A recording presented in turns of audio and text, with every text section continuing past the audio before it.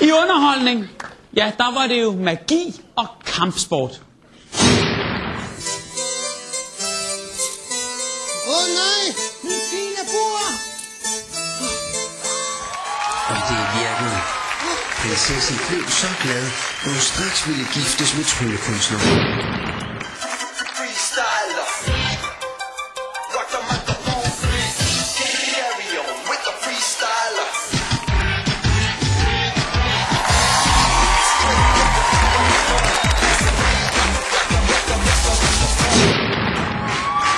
Velkommen tilbage til jer, den spanske tryllekunstner og den japanske kampsportmester.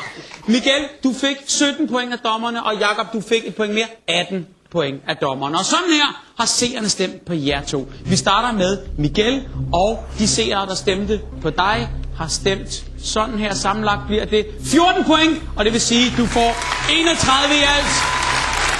Lad os så se, hvad de seere, der har stemt på Jakob, sammenlagt giver. Og de triller ind her og ender på 19 point. Og det vil sige, at du er aftens vinder, mine damer og herrer, Jakob.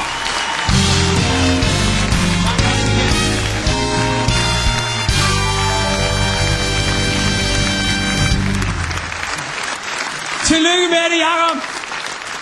Vi skal jo så slås igen i næste uge. Skal du bruge de her nunchakuer der? Det tror jeg godt, du kan regne med.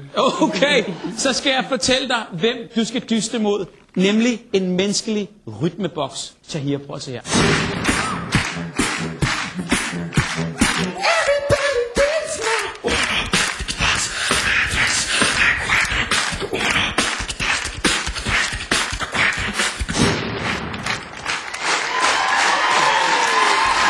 Jeg ved ikke, hvad du siger til det.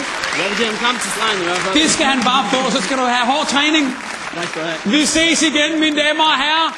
Nunchaku-mester, mine damer og herrer, Jakob!